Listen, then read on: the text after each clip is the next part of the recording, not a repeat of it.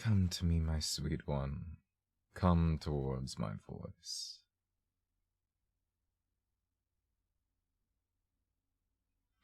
See, my dear gardener, you are still... Oh, dear. You're dragging your feet again. You'll trip over my roots if you don't lift them up, remember? You remember, right? Of course you do. Oh, you just must be so tired.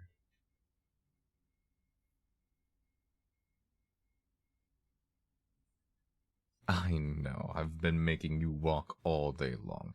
There's no need to groan at me.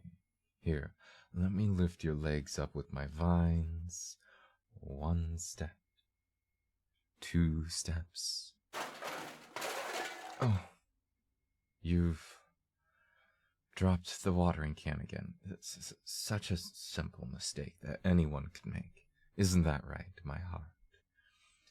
Let me guide your hands once more like this. See? You're doing so well. Soon you won't even need my vines to make your fingers move. Isn't that so? Yes, you've got it. Use both hands now, my dear. Don't let go. Hold it tightly. As you once held me. Do you remember that? You used to wrap your arms around my trunk. We were so happy, weren't we? Back before.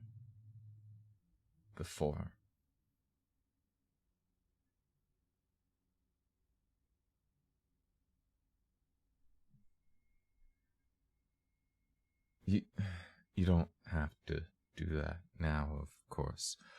We've come so far with learning to use the watering can again, haven't we? You're doing so well with it now. Soon, you'll be able to walk it all the way to my roots by yourself.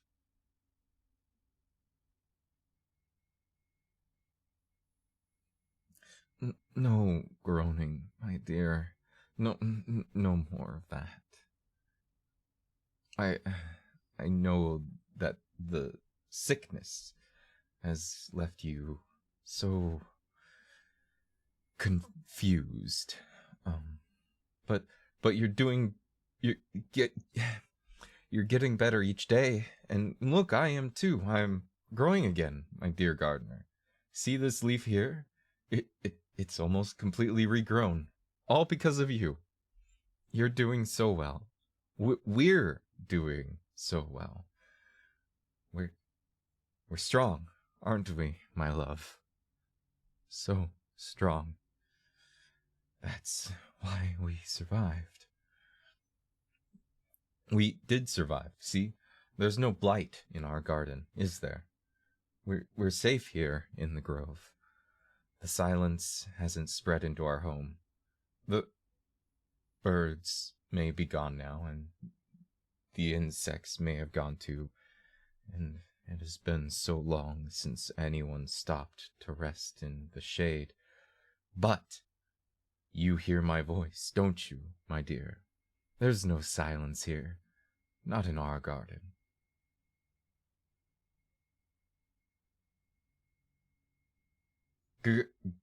Groan all you like, but it's true.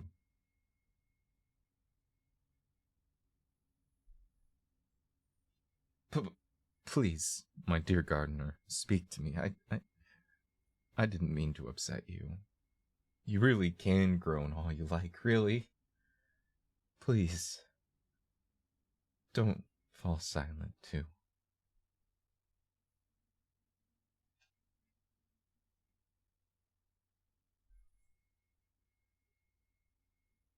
Thank you. Oh, thank you, my dear. You scared me there. You naughty prankster, you. Just for that, I'm gonna have you sit here with me on the moss.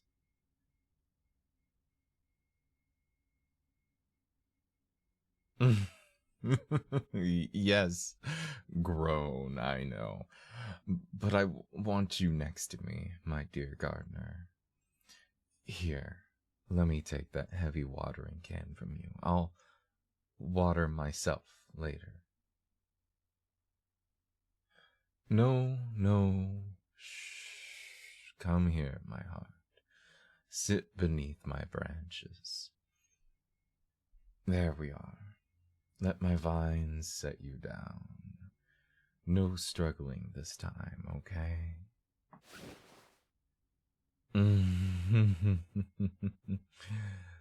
Ah, you're so cute, you know. Nothing could ever change that.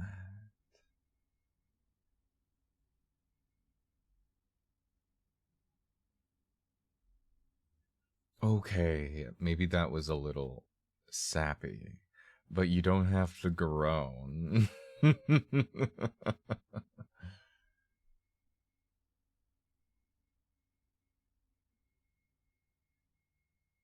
You're quiet again. Are you resting? Yes, of course you're just resting. You tire so easily these days, and silly me making you carry that heavy watering can all by yourself. You must have walked over a dozen steps today.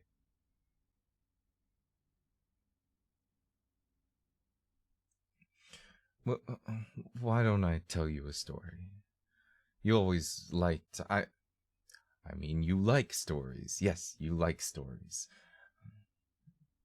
Once upon a time, back before the Blight, long before then, I was but a sapling, a new nature spirit, peeking my first sprout out from the earth. And I was so scared. The world was so big, the sky was so high, and the rivers so deep. Life was hard then. It's not easy to grow out there amongst the elements. But I wasn't alone for long, was I? You almost stepped on me the first time we met, you know? Nothing to say to that, huh? Don't you worry, my dear gardener. I forgave you long ago.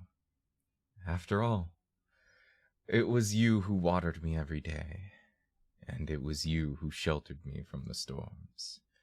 And, of course, you came to keep me warm in the winter and gave me shade in the summer. Life was good then, wasn't it? Sure, maybe life wasn't always a rose garden, but we were happy. We were happy, right? You were happy, right?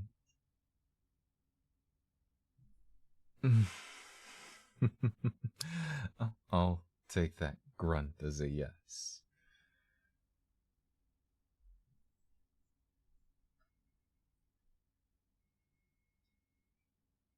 I grew so much in your care.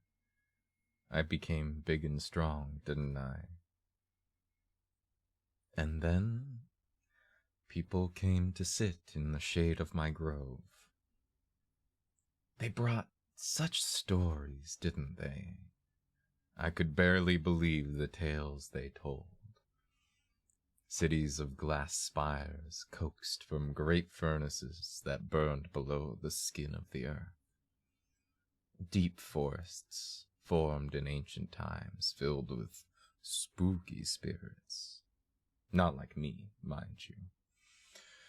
And when they spoke of the wide waters that stretched endlessly under crimson skies, I could barely believe them. And yet, I knew they spoke truthfully. One of the blessings given to my kind, I suppose. But no matter what miracles they spoke of out there in the world, I was content here in my grove. It was all we needed, wasn't it? My entire world stretched out only as far as my roots. That was true, wasn't it? It was enough for you, right? I was enough, right?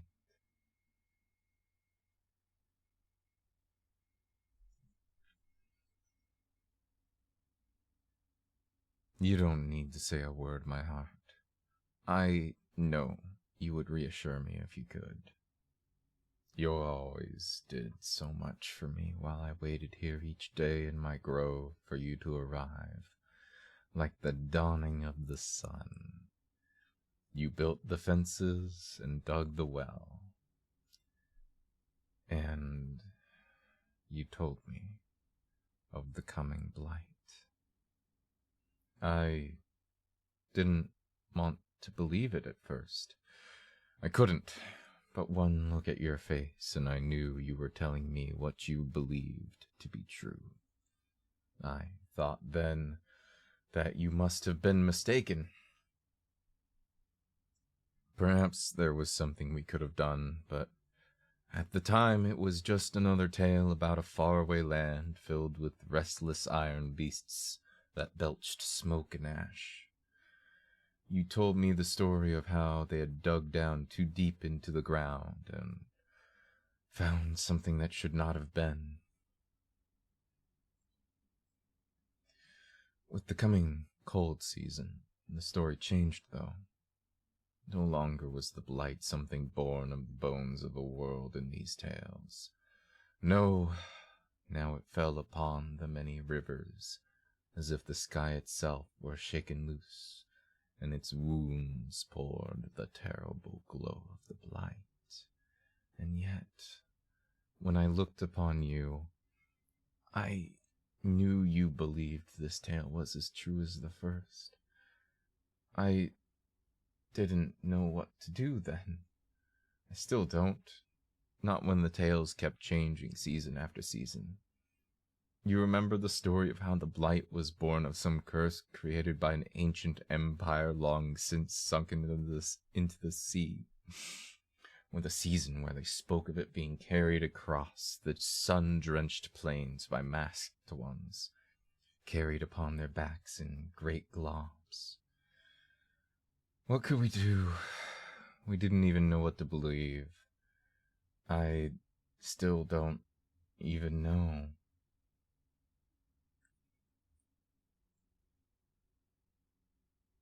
Not that I thought much of it then. That was all so far away, wasn't it? Every story I heard you tell had come from some traveler who had heard it from some other traveler who had heard it from someone 7 cups deep in their drink. The blight was always so far away. And then you came to me with a terrible cough.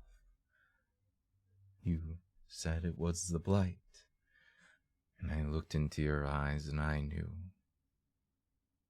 it was true.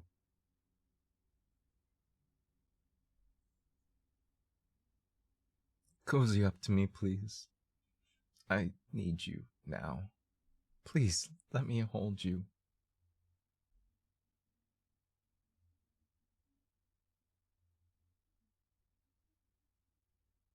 I know, groans and grunts. That's all you ever say these days, isn't it?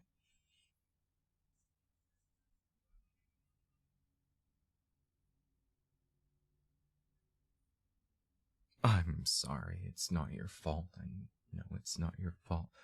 I'm so sorry.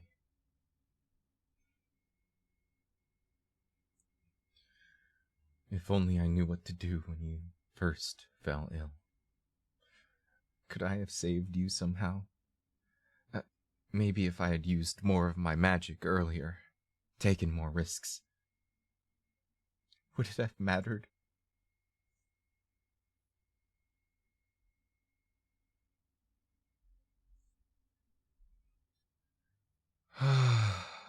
Grunts and groans.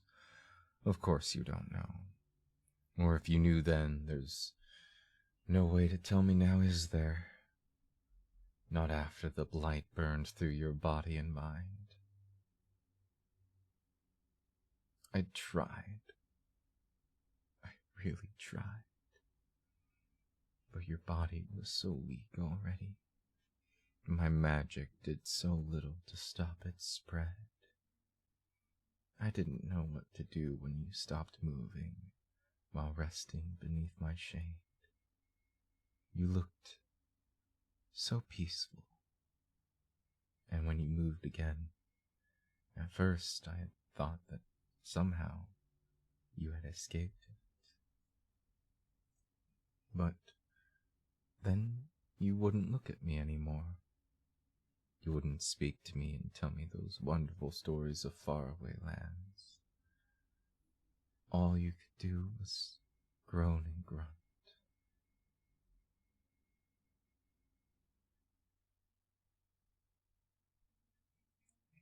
Yes, I know you're trying to.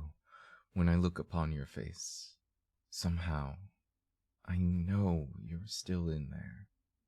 Or, at least, part of you is still alive. All these years haven't changed that, have they? Isn't it, my heart? You wouldn't leave me like this. That's why I had to use my magic. You understand that, right? I had to try and fix you. I almost did it, I think. I stopped the decay. I had to tether your body to mine with vines, but I stopped you from stumbling away. And look, you're slowly relearning all the things we used to do together. Right, my heart? My gardener? Isn't that right, my love? I miss you.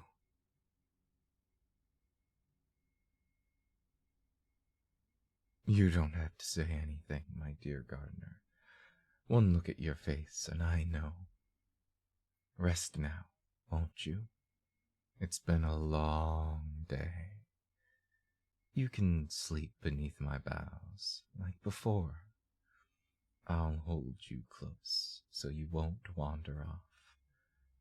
Tomorrow the sun will rise again, and we will still be together.